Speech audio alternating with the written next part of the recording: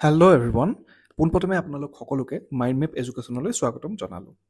আজিৰ আমাৰ ভিডিঅ'টো মূলতঃ মেইনছৰ ওপৰত হ'ব। মেইনছৰ আমি ষ্ট্ৰেটেজি এটা ডিছকাছ কৰিম আৰু অকণমান ইন ডেপ্থ অলপ ডিছকাছ কৰিম, গতিকে ভিডিঅ'টো শেষলৈকে চাব। ঠিক আছে। চ' ফাৰ্ষ্ট অফ অল প্ৰিলিমছ হৈ যোৱা আমাৰ 15 ডেইজ পাৰ হৈ গ'ল। এতিয়াও যদি আপোনালোকে এইটো সম্পৰ্কে বেছি ভাবি আছে, মোৰ এডভাইচটো হ'ব যে বেছি ভাবি নাথাকিব। ফাৰ্ষ্ট অফ অল যদি আপুনি যিখিনি কাট অফ ডিক্লেয়াৰ কৰিছে, কোচিংসমূহে হওক বা আমাৰো হওক, সেইখিনি যদি আপুনি পাৰ কৰি আছে, you have to still prepare for mains. ঠিক আছে। আৰু যদি ষ্টিল কৰা নাই, বৰ্ডাৰ লাইনত আছে, তথাপিও আপুনি মেইনছৰ কাৰণে প্ৰিপেয়াৰ কৰিব লাগিব। ইভেন যদি আপুনি কমো পাই আছে, ঠিক আছে, 90, 80, 70 ঘৰটো পাই আছে, তেতিয়া আপুনি কি কৰক যে প্ৰিলিমছত আপুনি কি ভুল কৰিলে সেইখিনি এনালাইজ কৰক। আৰু সেই সম্পৰ্কে মই অলৰেডি এটা ভিডিঅ' বনাই থৈছোঁ, আগৰ ভিডিঅ'টো, সেইটো চাই ল'ব। আৰু সেইমতে কৰি পেলাই বাকী সময়খিনি you have to dedicate for mains. ঠিক আছে। কেলে আপুনি ডেডিকেট কৰিব লাগিব? ফাৰ্ষ্ট অফ অল ফাৰ্ষ্ট কথাটো হৈছে কি যে এইবাৰৰ যিটো এক্সামিনেশ্যন হয়, this is an exceptional one. Exceptional কেলে? কাৰণ there are only 78 post open কেটেগৰীৰ কাৰণে 40ৰো তলত আছে। গতিকে পোষ্ট বহুত কম আছে। আল্টিমেটলি সেইকেইটা মানুহে চিলেকশ্যন হ'বগৈ, কিন্তু প্ৰতিবাৰে সেইটো নাথাকে। নেক্সট টাইম পোষ্ট যেতিয়া বাঢ়িব, তেতিয়া আপুনি কি কৰিব? তেতিয়া আপুনি মেইনছৰ বোলে প্ৰিপেয়াৰ নকৰিলে ফ্ৰী টাইমটোত, আৰু তাৰপিছত আপোনাৰ আল্টিমেটলি মেইনছ নহ'লেগৈ। গতিকে প্ৰব্লেমটো সেইটো হ'ব। গতিকে যদিহে আপুনি এক্সামটো ক্লিয়াৰ কৰিম বুলি ভাবিছে, পেশ্যনেট হয়, তেতিয়া কাৰণে মেইনছৰ কৰিবই লাগিব প্ৰিপেৰেশ্যন। কাৰণ আল্টিমেটলি কেলে কৰিব লাগিব? এইখিনিৰ কাৰণে কৰিব লাগিব যে এই 1500 যে মাৰ্ক, 1500 মাৰ্ক আছে টোটেল, সেইখিনি মেইনছতে আছে আৰু মেইনছৰ মাৰ্কটোৱে যোগ হ'ব। ঠিক আছে। গতিকে সেইকাৰণে কৰিব লাগিব। চ' এতিয়াৰ পৰাও যদি আমি চাওঁ, নেক্সট এক্সামিনেশ্যনটো হ'বলৈ প্ৰায় 8-9 মান্থ আছে। এইখিনি টাইমত আপুনি প্ৰিলিমছত যিখিনি ভুল কৰিছে সেইখিনিতো কৰি থাককেই, আৰু লগতে মেইনছৰ এইখিনি বস্তু কৰিব লাগিব। এতিয়া মেইনছৰ এইখিনি বস্তু কৰাত মই 3টা কালাৰ ইয়াত দি দিছোঁ, গ্ৰীণ, ব্লু আৰু এইটো পাৰ্পল। ঠিক আছে। এইটো পাৰ্পল বা ডাৰ্ক ব্লু, নেভি ব্লু তেনেকৈ হ'ব। চ' ফাৰ্ষ্ট অফ অল গ্ৰীণখিনিত আছে আমাৰ GS1, GS2, GS3, GS5। ইয়াত 1000 মাৰ্কছ আছে। এইটো গ্ৰীণ কেলে দিছোঁ? কাৰণ ইয়াৰ বস্তুখিনি কি হয়, ইয়াৰ বস্তুখিনি গোটেইখিনি আমি পঢ়িব লাগিব, কিন্তু ইয়াৰ পৰা আনচাৰ লিখাখিনি বা বস্তুখিনি যিটো আমি মনত সেইটো আমি বনাব লাগিব, মাইণ্ড মেপ কৰিব লাগিব বস্তুখিনি, বা আমি সেইটো এটা ব্ৰেইনষ্টৰ্ম কৰিব লাগিব, প্ৰায় চিমিলাৰ ধৰণে কৰিব লাগিব। কাৰণ আজিকালি GS1ৰ কিবা এটা টপিকৰ লগত, GS1ৰ কিবা এটা টপিক আছে বোলে আৰবানাইজেশ্যন। ঠিক আছে, আৰবানাইজেশ্যন, সেইটোক GS3ৰ ইকনমিৰ কিবা এটা টপিক, অলৰাইট, বা এগ্ৰিকালচাৰৰ কিবা এটা টপিকৰ লগত সেইটো লিংক কৰি দিব পাৰে, আৰু দিয়ে আজিকালি। ইভেন আজিকালি এনেকুৱা হৈ গৈছে, লাষ্ট টাইম GS5ত GS2ৰ টপিক ৰিড, ঠিক আছে, বা মানি বিল, সেইবোৰ বস্তু দিছে। গতিকে এইকেইটা তেনেকৈ পঢ়িব লাগিব। অলৰাইট। দেন আহিলে এছেটো ব্লু হিচাপে দিছোঁ। এছেটোৰ কি হয়? এছেটোৰ কথাটো অকণমান বেলেগ হয়, সুকীয়া হয়। ফাৰ্ষ্ট অফ অল এছেট আজিকালি 12 পেজেছ দিয়ে। গতিকে 12 পেজেছ ইনটু 12 পেজেছ, 24 পেজেছ পায় টোটেল। 24 পেজেছ পায় আৰু 3 ঘণ্টা সময় পায়। গতিকে এছে 12 পেজেছ চবেই কমপ্লিট কৰিব। ইয়াত আকৌ কি হয়? সেইকাৰণে ইয়াত কোৱালিটিটো ইম্পৰ্টেণ্ট হৈ পৰে। যদি আপুনি কোৱালিটি বস্তু নিলিখে এছেট, তেতিয়া আপুনি মাৰ্কছ নাপায়। আৰু মই লাষ্ট টাইম যিসকল ইণ্টাৰভিউ দিছিলে মানুহে বা যিসকল চিলেকশ্যন হৈছিলে, তেওঁলোকৰ বেছিভাগৰ লগত কণ্টেক্টত আছিলোঁ। তেওঁলোকক যেতিয়া সুধিছিলোঁ ৰিজাল্টৰ পিছত মাৰ্কছবোৰ, তেওঁলোকে বেছিভাগে মাৰ্কছ পাইছিলে 150 পৰা 180 ৰেঞ্জত। ঠিক আছে। কেইজন 200ৰ ওচৰা-ওচৰি পাইছে মাৰ্কছ, সেইকেইটা অকণমান এক্সেপশ্যনেল হয়। বাট ষ্টিল 150 পৰা 180 ৰেঞ্জত পাইছে। ইয়াত কিছুমানে 150, 160 পায়ো চিলেকশ্যন পাইছে, কাৰণ তেওঁলোকে GSত বেছি পাইছে, আৰু কিছুমানে 180+ পাই পেলাই চিলেকশ্যন পাইছে এছেৰ নাম্বাৰটোৰ কাৰণে। লাষ্ট টাইম এভাৰেজ মাৰ্ক আছিলে এছেত 160 বা 170। গতিকে এটা ভাল মাৰ্কছ পাব লাগিব, আৰু এছেট মানুহে প্ৰিপেৰেশ্যন কৰি আছে ভালকৈ। গতিকে আপুনি ভালকৈ কৰিব লাগিব, অলপ চিলেক্টিভলি কৰিব লাগিব। তাত গৈ পেলাই এছেখন লিখিম বুলি ভাবি থাকিলে নহ'ব। এতিয়াৰ পৰা আপুনি প্ৰিপেয়াৰ কৰিব লাগিব। আৰু এছে প্ৰিপেয়াৰ কৰাটো অকণমান ক্ৰিয়েটিভ ৰাইটিঙৰ নিচিনা হয়। গতিকে এইটো ভালকৈ টাইম অলপ দিব লাগিব। ঠিক আছে। দেন তাৰপিছত আহিলে এথিক্সৰ এগেইন GSৰ আগতে আনচাৰ লিখিলে নহ'ব। এথিক্সৰ আনচাৰখিনি লিখাৰ আগতে ফাৰ্ষ্ট অফ অল এথিক্সৰ আপুনি বস্তুখিনি জানিব লাগিব। আপোনাৰ ফাউণ্ডেশ্যনখিনি ক্লিয়াৰ হ'ব লাগিব এথিক্সৰ, আৰু সেই বস্তুখিনি আপুনি জানি পেলাই, পঢ়ি জানি বুজি পেলাই তাৰপিছত আপুনি আনচাৰ ৰাইটিং কৰিব লাগিব। তেতিয়া আপোনাৰ এথিক্সটো ভাল হ'ব। আৰু এথিক্সতো লাষ্ট টাইম কিন্তু মানুহে 130, 140 পাইছে। গতিকে এই পেপাৰ দুখন বহুত বেছি ইম্পৰ্টেণ্ট হৈ পৰে। ঠিক আছে। এই পেপাৰ দুখন বহুত বেছি ইম্পৰ্টেণ্ট হৈ পৰে চিলেকশ্যনটো পাবৰ কাৰণে। গতিকে আমি এতিয়া এই পেপাৰকেইখনৰ ৰিচোৰ্চেছ ইমান এতিয়া ডিছকাছ নকৰোঁ, কাৰণ প্ৰত্যেকটো ভিডিঅ'ত আমাৰ নিৰ্দিষ্ট এটা সময় থাকে, সময়টো লিমিটেড থাকিব। গতিকে আমি ইয়াত এটা বস্তু ডিচাইড কৰিম যে আপুনি বৰ্তমান মেইনছৰ কোনটো ষ্টেজত আছে, আৰু সেই ষ্টেজটোৰ পৰা আপুনি কেনেকৈ এটা ভাল ষ্টেজলৈ যাব পাৰিব, বা আপুনি সেই ৰিয়েলাইজেশ্যনটো কেনেকৈ হ'ব, বা আপুনি আপগ্ৰেড কেনেকৈ কৰিব। ঠিক আছে। প্ৰিপেৰেশ্যনটোক ultimately you have to level up your preparation. Level up কৰিব লাগিব। যদি লেভেল আপ নকৰে, একে জেগাতে থাকি যাব, একেটা চাইকেলতে ফচি যাব, মেইনছো ক্লিয়াৰ নহয়, বা আপোনাৰ সেই নলেজটো বিল্ড নহ'ব। ঠিক আছে চ' ফাৰ্ষ্ট অফ অল মই গোটেই মেইনছৰ প্ৰিপেৰেশ্যনটোক 4টা লেভেলত ভগাইছোঁ লেভেল 1 লেভেল 2 লেভেল 3 লেভেল 4 ঠিক আছে যেনেকৈ গেম এটাত লেভেলটো বাঢ়ি যোৱাৰ লগে লগে আমাৰ কি হয় এটাতো আমাৰ পাৱাৰখিনি বাঢ়ি গৈ থাকে অলৰাইট আৰু অকণমান ডিফিকাল্ট হৈ গৈ থাকে তেনেকৈ ইয়াতো সেই বস্তুটো হ'ব আৰু এই বস্তুখিনি যে এই যিটো মই গোটেই বস্তুটো প্ৰচেছটো আপোনালোকক বুজাম এইটো একদম মনোযোগ দি বুজক পাৰিলে পেন পেপাৰখন লৈ লওক যদি আপুনি বুজি পাই যায় সেই স্মাৰ্টনেছটো আপোনাৰ আহি যাব আৰু সেইমতে প্ৰিপেয়াৰ কৰি কিন্তু আপুনি মেইনছত বহুত আগবাঢ়ি যাব বেলেগতকৈ আৰু যদি বুজি নাপায় তেতিয়া কিন্তু হেৰি হ'ব গতিকে সেইকাৰণে ভালকৈ চাওক যদি টাইমটো দিছে ভালকৈ এইটো চাই পেলাই বুজি লওক first of all level 1 alright so' what is level 1 level 1 is basically চিলেবাছখন আপুনি ফাৰ্ষ্টত জানক আৰু তাৰপিছত আণ্ডাৰষ্টেণ্ডিংটো মানে ইয়াত মই বস্তুটো বুজাই দিছোঁ যে চিলেবাছখন জানিবলৈ কি হয় আমাৰ জি এছটোত পলিটি আছে পলিটিৰ কি বস্তু আছে জি এছটোত সেইকেইটা চালে বোলে পলিটিক কনষ্টিটিউশ্যনৰ বেচিক ষ্ট্ৰাকচাৰ আছে তাৰপিছত বডিজখিনি আছে ঠিক আছে তাৰপিছত বোলে ফেডাৰেলিজম আছে সেইখিনি আপুনি চালে তাৰপৰা সেইটো মতে আপুনি নিৰ্দিষ্ট এখন কিতাপ ফ'ল' কৰিলে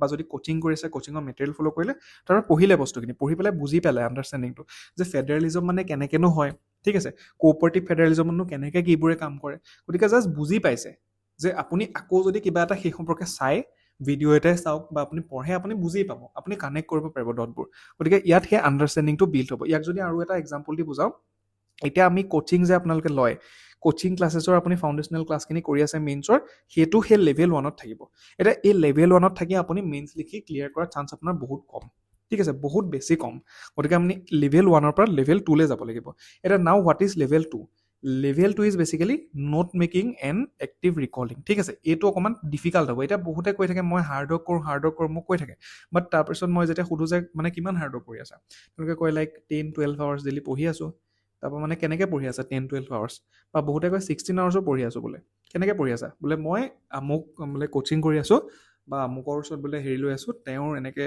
ক্লাছেছখিনি মই ডেইলি ইমানকৈ চাই আছোঁ but the thing is ultimately that is not hard work এতিয়া কিবা এটা বস্তু 10 আৱাৰ্ছত যিটো বস্তু হৈছে সেইটো যদি আপুনি নিজে পঢ়ে সেইটো যদি 2 আৱাৰ্ছত হৈ যায় তেন্তে আপুনি 10 আৱাৰ্ছটোতো আপুনি ৱেষ্ট কৰি আছে ন গতিকে সেই বস্তুটো হয় ইয়াত এটা কথা মই কিন্তু এইটো ক্লিয়াৰিফাই কৰি থওঁ যে I am not against coaching ঠিক আছে কোচিঙৰ মই এগেইনষ্টত নহয় বাট এইটো বস্তু হয় যে কিছুমান বস্তু আমি যদি ট্ৰাই কৰোঁ দুই এটা বস্তু আমি নিজে অকণমান কম সময়ত কৰিব পাৰোঁ যিটোত অকণমান কোচিংটোত কাৰণ কি হয় কোচিঙত সকলোখিনি ষ্টুডেণ্টৰে যিটো কগনেটিভ কেপাচিটি বেলেগ থাকে আৰু তাত কি হয় তেওঁলোকে এজন ষ্টুডেণ্টক কমপ্লিটলি তেনেকৈ কেটাৰ কৰিব নোৱাৰে গোটেই এটা ষ্টুডেণ্টৰ কমিউনিটি কৰিব লগা হয় গতিকে তেওঁলোকে সকলোখিনি ষ্টুডেণ্টৰ কাৰণে ভাল হোৱাকৈ কৰে বাট আমি যদি নিজৰ আমাৰ বোলে ষ্টুডেণ্ট এৰ কগনেটিভ কেপাচিটিটো বহুত হাই হয় তেওঁ বস্তু এটা বহুত সোনকালে কেটচ কৰিব পাৰে তেন্তে ডেফিনেটলি ইউ শ্বুড গ' ফৰ দ্য ফাষ্টাৰ ৱে গতিকে তেনেকৈ কৰি পেলাই আমি সোনকালে বস্তুটো কৰিব পাৰোঁ সেইকাৰণে গতিকে এনেকৈ মানে ক্লাছেছ চাই পেলাই হেৰি কৰাটো বৰ বেছি হাৰ্ডৱৰ্ক নহয় নেক্সট বেছি হাৰ্ডৱৰ্কটো কি হয় মই সেইটো লেভেল 2ত বুজাইছোঁ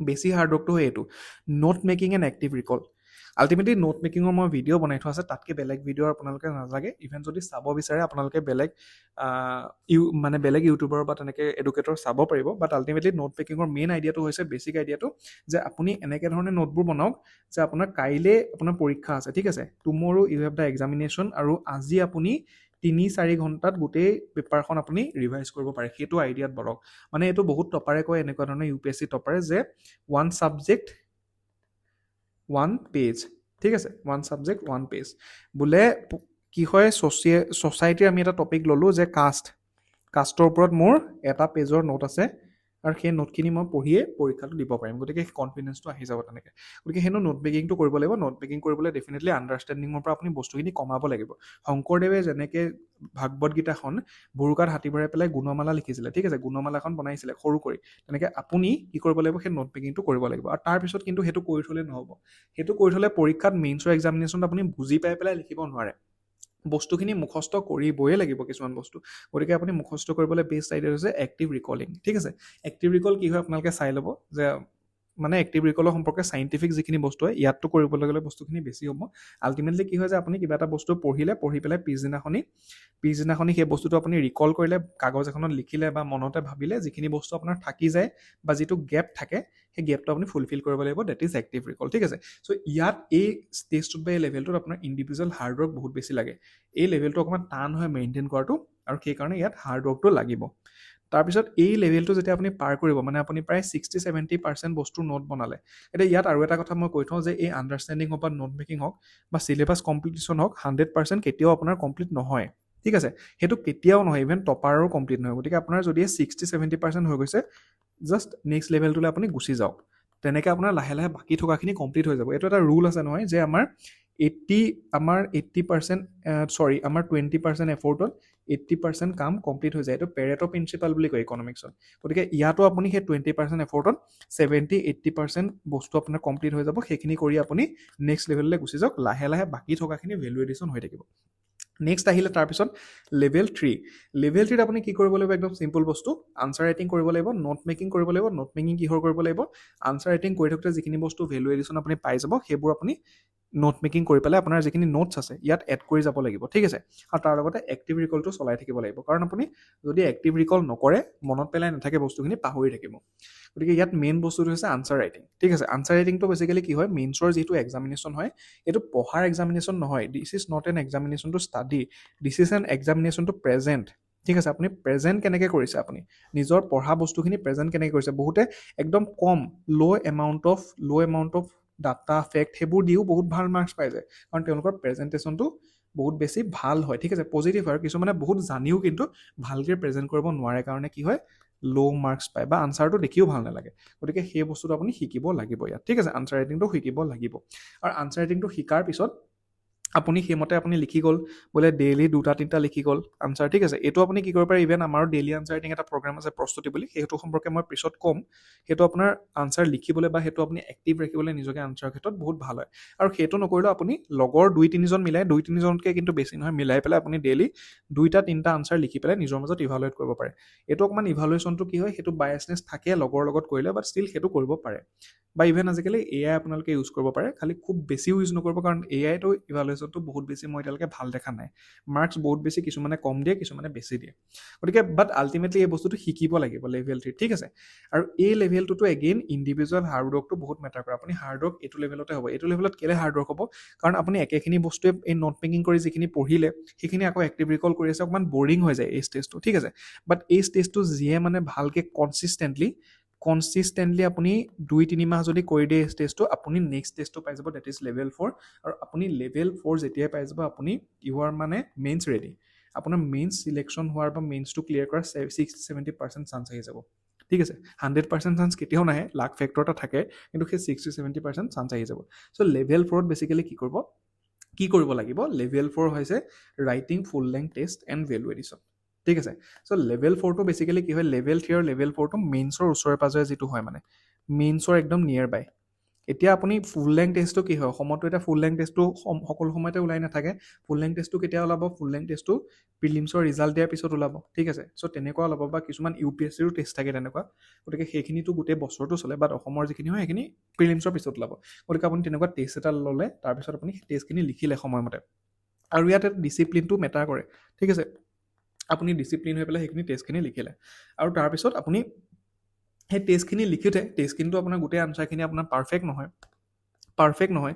আপুনি কিবা পালে, ডাটা পালে, আপুনি ফেক্ট পালে, সেই বস্তুবোৰ ভেলু এডিশ্যন কৰি গ'ল। ভেলু এডিশ্যন ক'ত কৰিলে, এগেইন ভেলু এডিশ্যন আপোনাৰ সেই নোটখিনি যে আছে, সেই নোটখিনিতে কৰি থাকিলে। মানে আপোনাৰ সেই 1 পেজাৰ নোটখিনিতে তেনেকৈ কি হ'ব, এইবোৰ এড হৈ গৈ থাকিব। সেইকাৰণে নোট মেকিং যদি আপুনি কাগজত কৰে, বহুতে ডিজিটেল কৰে, ডিজিটেলো এটা ভাল উপায় হয়। আৰু ডিজিটেল যদি নকৰে, কাগজত কৰে, পেপাৰত কৰে, তেতিয়া বহি জহিত নকৰিব। A4 চাইজৰ বাণ্ডল এটা কিনি ল'ব, তাত কৰিব, তেতিয়া আপুনি পেজবোৰ এড কৰিব পাৰিব। ঠিক আছে, ভেলু এডিশ্যন কৰিলে। আৰু এইটো বেচিকেলি কি হয়, এইটো 50 ডেইজৰ আগত, মানে মেইনছৰ আগত কৰাটো আইডিয়েল হয়। ঠিক আছে, মানে আপুনি মেইনছৰ কাৰণে একদম এক্টিভেট হৈ যায়। ঠিক আছে, মেইনছৰ কাৰণে এক্টিভেট হৈ যায়। যেনেকৈ খেলাৰ আগতে কিবা ক্ৰিকেট হওক, ফুটবল হওক, প্ৰেক্টিচ কৰে ন আগতে 2-3 মাহ, তেনেকৈ আপোনাৰ সেইটো হৈ যাব, সেইটো লেভেল 4ত হৈ যাব। গতিকে এই বস্তুটো, এই গোটেই লেভেলকেইটা আপুনি বুজি পাব লাগিব। আপুনি নিজকে আপুনি সোধক যে আপুনি কোনটো লেভেলত বিলং কৰে। এইটোত নিজৰ লগত কেতিয়াও ফাঁকি নিদিব। যদি আপুনি লেভেল 1ত বিলং কৰে, য়েছ অ'কে, মই লেভেল 1ত বিলং কৰোঁ, মই এতিয়া লেভেল 2লৈ যাব লাগে, লেভেল 2ৰ পৰা মই লেভেল 3লৈ যাব লাগে, তাৰপিছত লেভেল 4লৈ যাব লাগে। এইটো আপুনি কৰিব লাগিব। আৰু মেইনছৰ এক্সামটো এনেকুৱা নহয়। এতিয়া প্ৰিলিমছৰ এক্সামটোক মানে কেনেকুৱা হয়, প্ৰিলিমছৰ এক্সামটোত কিছুমান হয় আপুনি নপঢ়াকেও যদি যায়, you have 25% chance to clear the examination, কাৰণ MCQ বেষ্ট হয়। বাট মেইনছত লিখিব লাগিব, মেইনছত হাৰ্ডৱৰ্ক লাগিবই।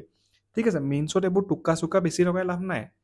গতিকে মেইনছত হাৰ্ডৱৰ্কৰ কাৰণে আপুনি কনচিষ্টেণ্টলি নিজৰ লগত ট্ৰু হৈ পেলাই কৰিলেহে কাম দিব অলৰাইট গতিকে সেইটো আপুনি চাব লাগিব লেভেল 1 পৰা লেভেল 2 লেভেল 2 পৰা লেভেল 3 লেভেল 3 পৰা লেভেল 4 গতিকে এইটোৱে হ'ব মেইন ষ্ট্ৰেটেজিটো মেইনছৰ আপোনাৰ আপুনি এইবাৰ মেইনছ দি আছে ডেট ডাজন্ট মেটাৰ বা নেক্সট বাৰ দিব ডাজন্ট মেটাৰ গতিকে যিখিনি একচুৱেলি মানে প্ৰ' হৈ আছে প্ৰতিবাৰে ইণ্টাৰভিউ দি আছে বা মেইনছ দি আছে তেওঁলোকে এই বস্তুখিনি জানে কিন্তু আপোনাক নক'ব পাৰে কাৰণ কোনেও ষ্ট্ৰেটেজি শ্বেয়াৰ কৰিব নোখোজে বাট মই বস্তুটো এইটো কাৰণে কৈ দিছোঁ যাতে আপোনালোকৰ সেই বস্তুটোত মানে আপুনি ফচি নাযায় যে কিবা এটা মানে মিছ গাইডেঞ্চত যে আপুনি বোলে অকল সেই চিলেবাছখন কমপ্লিট কৰি পঢ়িয়েই বা অকল সেই ক্লাছেছখিনি কৰিয়ে আপুনি যদি মেইনছ দিবলৈ যায় আপুনি মেইনছ মানে পাছ কৰাৰ একেবাৰে 0% বুলি নকওঁ কাৰণ কিবা এটা থাকে তেনেকুৱা কিন্তু বহুত বেছি কম চান্স থাকিব 95% কমি যাব চান্স গতিকে আপুনি এইটোক আপগ্ৰেড কৰিবই লাগিব নিজৰ লেভেল আপ কৰিবই লাগিব ঠিক আছে গতিকে আজিৰ এই বস্তুখিনি এইখিনি আছিলে এতিয়া মই কেইটামান বস্তু দি দিওঁ নেক্সট যে আনচাৰ ৰাইটিঙৰ কথা ক'লোঁ যদি আপুনি মানে সেইখিনি বস্তু কৰি থৈছে চিলেবাছ এণ্ড অল সেইখিনি কৰি থৈছে আমাৰ এটা ডেইলি আনচাৰ ৰাইটিং প্ৰগ্ৰেম আছে